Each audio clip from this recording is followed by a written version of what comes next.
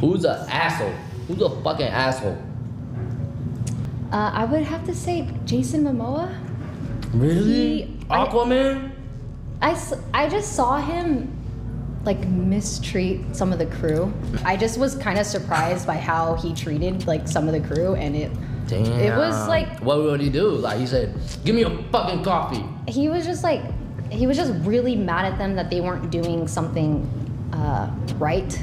The way it was like setting up like the shot and stuff, and like it was just angry, like really mad and like yelling. And so I was like, man, this is like not a good work environment. Like, I would not be happy working under these conditions. When Hollywood stars vanish from the public view, news and social media buzz rapidly with speculations. With Jason Momoa, the well-known Hawaiian actor most known for portraying Khal Drogo in Game of Thrones and Aquaman in Aquaman and the Lost Kingdom, this is exactly what transpired. Momoa abruptly stopped making public appearances during the Aquaman filming, which left people wondering why. But what researchers discovered in his luxury London house is not good, particularly for conservative commentator Jesse Waters, who was rendered mute on live TV. One reaction kept recurring as pictures spread among business insiders. This is disturbing. Everyone now questions the same thing. Not only what happened, but also how could someone appearing to have it all collapse so drastically behind closed doors? Being famous has many advantages: riches, respect, and occasionally the ability to keep secrets. The Hawaiian actor Jason Momoa seemed to have it all, but behind the scenes there was something disturbing happening. Late 2021 began it when Jason was shooting the much-awaited Aquaman sequel in London. News breaking that would fundamentally alter everything already caused delays and budget questions for the production. Jason had COVID-19, thus he had to isolate himself and jeopardize the whole output. Jason is good, fortunately, and is now isolating following a positive test. But an insider told the film's executives that this is a real concern, as they now have to postpone their planned tight filming schedule. What seemed like a little setback would soon turn into something far more unsettling. While most celebrities would check into a 5-star hotel to recover, Jason chose something more lavish: a vast £20 million mansion in North London with 8 bedrooms, 11 bathrooms, and conveniences that would make even the most pampered stars jealous. The production crew stayed daily in touch with their star. Everyone engaged thought Jason was managing the isolation effectively, even attending virtual production meetings and distributing sporadic social media updates showing him smiling and apparently healthy. But as the days turned into weeks, calls went unanswered and text responses grew shorter and occasionally incoherent. When one production assistant later revealed he missed 3 consecutive planned virtual meetings, we began to worry. Though the director was sympathetic, every day of delay meant a lot of money lost. Behind the gates, Jason Momoa's temporary residence was turning into something unheard of, a palace fit for Poseidon, that would later have property managers calling their attorneys and insurance companies in frenzy. First, you have to visualize Jason Momoa's temporary residence to grasp why the discovery was so shocking. This was not any house. It was an estate screaming excess in every imaginable form. Built on 11.5 acres of immaculate land in one of London's most posh neighborhoods, the neoclassical mansion included a 3-car garage, a private security lodge, an undulating landscape guaranteed complete anonymity. Inside, no expense had been spared. Jason could view rough cuts of his most recent work in the professionally grade movie theater. Entertainment during those protracted quarantine days came from a bespoke bowling alley. Most remarkably, though, was the large indoor swimming pool appropriate for the actor portraying Atlantis' king, surrounded by marble columns. The custom climbing wall put at the front of the property was maybe the most indicative of Jason's personality. The actor, well known for his passion of outdoor activities and rock climbing, apparently couldn't stand the idea of being confined without a physical challenge. Reported Entertainment News at the time showed pictures of the vast estate. With its opulent amenities, Jason will be living the star life, even though he is away from home. Comprising a bedroom larger than most London apartments, a walk-in closet the size of a boutique shop, and a bathroom almost as opulent as luxury spas, the master suite alone occupied an entire wing of the mansion.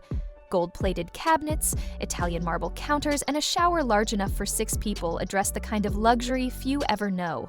Commercial-grade appliances ideal for cooking the organic, health-conscious meals Jason wanted were in the kitchen. Modern tools kept in a private gym let him keep the body needed for his superhero performance, even in isolation. While a game room including everything from vintage arcade machines to the newest gaming consoles offered limitless entertainment options, a wine cellar filled with rare vintages offered liquid comfort. But what would be left behind when Jason's stay came to an end? What the glossy pictures missed? No amount of experience could have equipped the property owners who had hosted royalty and billionaires without incident for what they would have found when Jason Momoa left. Born in Hawaii but grew up in Iowa, Jason has always seemed to be quite a paradox. A small-town lad with exotic looks who rose to be a worldwide celebrity. His path to fame was not easy. He battled typecasting and financial problems before landing his breakthrough performance in Game of Thrones. I mean, we were starving after Game of Thrones, he once said in an interview, alluding to the period preceding Aquaman's household name recognition. This background helps to explain why Jason embraced the Hollywood way of life with such fervor when success at last arrived. Friends said he lived big, threw extravagant parties, gathered vintage motorcycles, and satisfied his love of great tequila. He kept a reputation as a down-to-earth man who didn't take himself too seriously, even with his increasing riches. But manufacturing of Aquaman and the Lost Kingdom faced several difficulties as COVID-19 spread over the globe. The stakes were very high. The first Aquaman movie had earned over $1 billion globally, the only DC Extended Universe film to surpass the billion mark. Jason's personal life was also changing significantly. The pressure to produce a great sequel was enormous. His marriage to Lisa Bonet, which had seemed rock solid for years, was starting to show flaws that would finally cause their announcement of separation.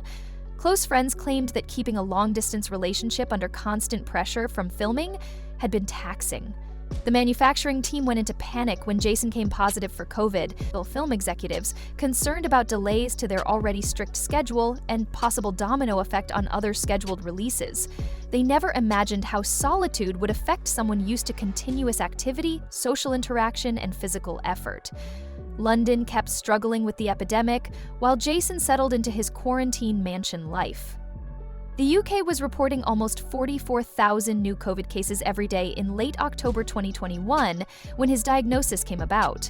Notwithstanding the vaccination campaign, health professionals were alerting the nation that it was not yet under control, the epidemic. Jason was living in a bubble of luxury far detached from the reality most people were confronting inside the estate. Staff reportedly received instructions to follow rigorous procedures to guarantee the star's privacy and safety, and to leave deliveries at the gate. For most of us, quarantine meant tiny flats, Netflix binges, and countless Zoom calls. For Jason, it meant a personal paradise with every kind of comfort, but isolation finally resulted in actions that begged major questions. Days turned into weeks as Jason healed from his initial ailments. Aquaman's production stayed largely halted, with scenes rewritten to fit his absence. Amber Heard, Nicole Kidman, and Willem Dafoe among co-stars kept shooting sequences devoid of his presence under progress. Jason's phone and laptop were his only means of communication with the outside world during this time. He periodically shared peeks of his recovery and thanks for fan support on social media, but these well-chosen pieces offered nothing about the true events occurring behind those estate walls. A household staff member who spoke anonymously claimed that his daily schedule had begun normally enough. Early in the morning, Jason meditates, then works out in the private gym. Assuring everyone he was recovering well and eager to return to the set, he would call conferences to the production team and his management. But something changed about day his isolation started. Jason's requests started to seem more odd, the staff member noted. He ordered hundreds of canvases, brushes, paint in gallons in many colors, and art supplies. He asked for odd-hour combinations of foods. Lights seen all around the mansion at 3 or 4 in the morning started to cause irregular sleep patterns. Later on, security video would show Jason pacing the grounds at night, occasionally gesturing animatedly as though he were in conversation with invisible friends. On video conferences with the production crew, they observed his usually neat appearance had given way to an untidy beard and messy hair. One production assistant later said, "Dark circles shadowing his eyes suggested he wasn't sleeping well. It was like seeing someone slowly untangle. Before, we had seen performers battle the demands of large-scale events. This was different, concerning. After Jason left, what began as a routine clean would quickly become something the property managers never anticipated." The cleaning crew showed up on a November morning expecting a standard cleanup following Jason Momoa's stay. Days earlier, Jason had vacated the property. Apparently, he recovered enough to make it back to the Aquaman set. Having worked for the property management company for years and seen all kinds of messes left by famous clients, the head of the cleaning service was not ready for what lay inside. Before they even walked into the house, there were several empty tequila bottles strewn over the front steps, premium bottles, worth hundreds of pounds each, carelessly thrown. A ripped motorbike magazine lay beside Morning Dew in the grass. Later on, the cleaning supervisor told property management, "I thought maybe there had been a small party the night he left." It's not unusual for celebrities, particularly following weeks of confinement, but as they unlocked the large front door and entered, it became abundantly evident this was not typical. With its marble flooring and soaring ceilings, the entrance hall was essentially unaltered. As one descended further into the house, the actual condition of affairs started to show itself. Food containers from upscale London restaurants were stacked on countertops in the kitchen, some still containing half-eaten meals. Dishware was piled high in and around the sink. Once covered in priceless artwork, the living room walls now showed unusual symbols drawn in what seemed to be charcoal. The refrigerator was laden with spoiling food and more alcohol. The costly Persian rug had been rolled back to expose the hardwood floor under covered in strange designs, whirling lines like ocean waves and repeated trident-like shapes.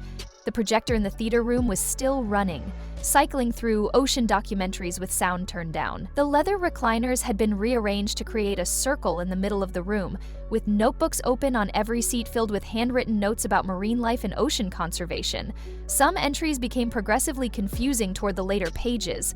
By now, we were photographing everything, and the cleaning supervisor clarified. This was something else completely, far more worrying than a messy tenant. What Jason Momoa's estate revealed looked to be quite alarming. The king-sized bed was buried under piles of clothes, some obviously expensive designer items still with tags attached. The master bedroom was turned into something the cleaning crew would have found incomprehensible. Empty food containers were strewn across the floor, and the adjacent sitting area had been transformed into what looked to be a makeshift workshop, with tools dispersed among antique furniture and unexplained stains on the cream-colored carpet. The true surprise, though, came when they entered the bathroom. The opulent marble bathtub with walk-in shower had been turned into an art studio entirely. Hand-painted murals of whirling ocean scenes loaded with unusual sea creatures and abstract patterns covered the walls. These were raw, emotional works produced with whatever material had been accessible, not polished paintings.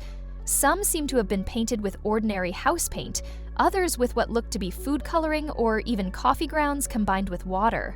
One witness said it was like entering the mind of someone who had been totally isolated and needed to communicate something vital.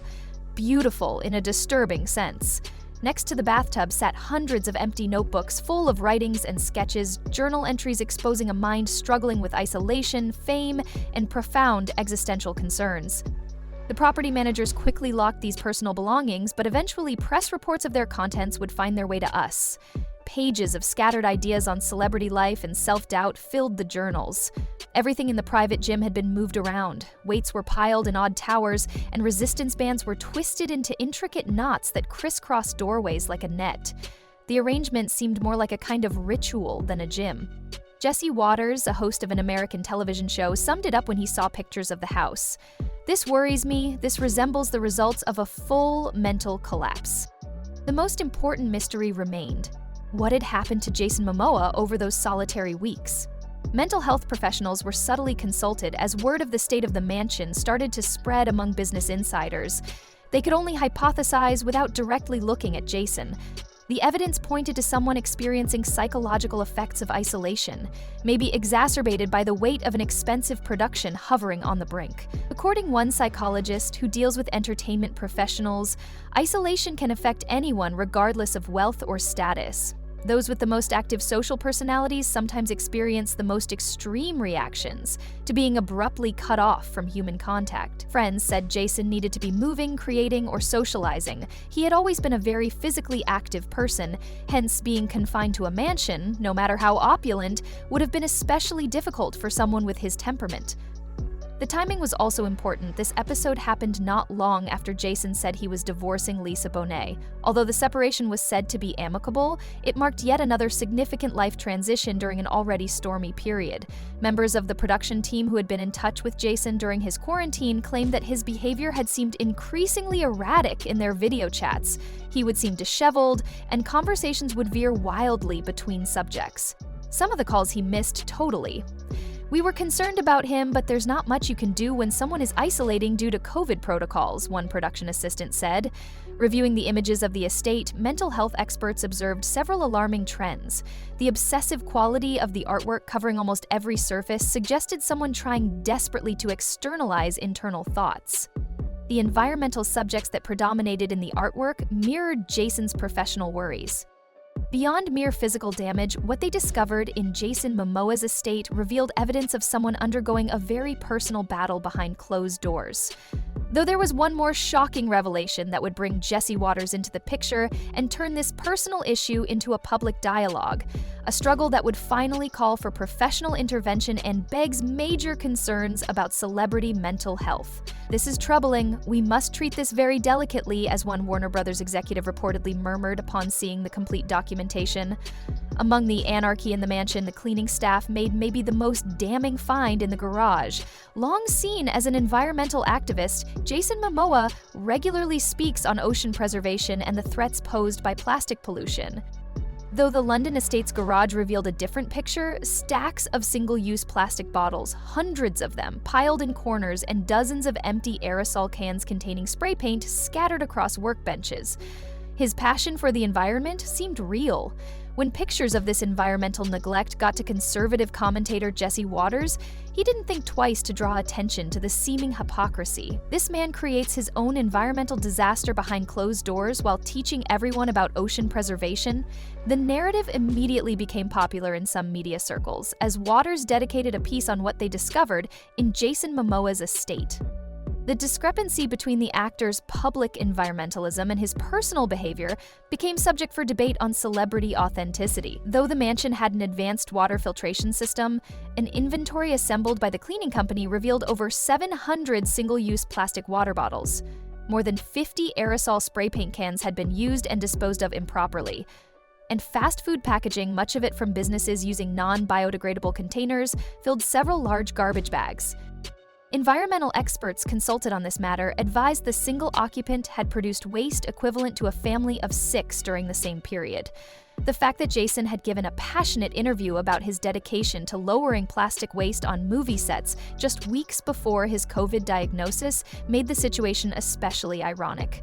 He talked of personal habits including always carrying a reusable water bottle and avoiding single-use plastic. Noted an environmental activist, "One thing is to have a moment of weakness or to slip up occasionally. It's another to advocate sustainability while living in a way entirely opposite those principles." Arranging for specialized cleaning crews and appropriate disposal of all possibly hazardous materials, representatives for the property management company hurried to control the situation. Concerned about their high-profile clients' privacy and their own reputation for discretion, they also tried to keep the complete specifics from getting to mainstream media. But it was too late. The narrative had started to circulate, and Jason's team was in crisis management mode just as he was trying to make his way back to work unscheduled. The path of recovery. Jason Momoa did something surprising when faced with the proof of what had happened during his solitude. He took full responsibility. By means of his representatives, he admitted that he had suffered during quarantine and promised to pay all estate cleaning expenses and damages coverage. More importantly, he committed himself to get expert assistance. Sources close to the actor said he had started seeing an addiction counselor to address some alarming trends that had surfaced during his quarantine, in addition to a therapist focused in isolation mental health issues. In private, Jason contacted a number of environmental activists. In long talks, he shared his mental state during isolation without justifying his behavior. Eventually, these open conversations resulted in cooperative projects, emphasizing mental health inside the environmental movement. Making Aquaman and the Lost Kingdom became a test case for environmentally friendly filmmaking methods. Working with environmental consultants, Jason completely removed single-use plastics from the set. Water stations replaced plastic bottles, all cast and crew members were given reusable containers, and thorough recycling policies were followed.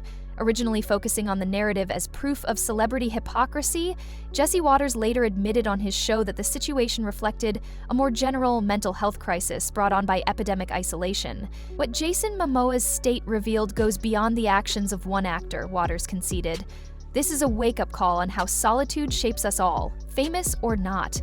Everybody has universal need for connection. Jason seemed to be in a far better state by the time Aquaman and the Lost Kingdom wrapped production. Friends said he had come out of the experience seeing fame, mental health, and his obligations as a public person from a fresh angle. The London mansion underwent major repairs to undo damage. Fascinatingly, after art experts advised it displayed true artistic merit, the property owners decided to preserve one of Jason's bathroom murals, an underwater scene of especially great beauty. Today, Jason talks candidly about his quarantine breakdown and uses his platform to destigmatize mental health issues. "What they found in my estate was not beautiful," he says in interviews. "Still, it brought me help and I will always be glad for that. Should you discover yourself isolated for weeks on end, what would you do? In what ways, in your opinion, celebrity influences mental health in trying circumstances? Share in the comments below.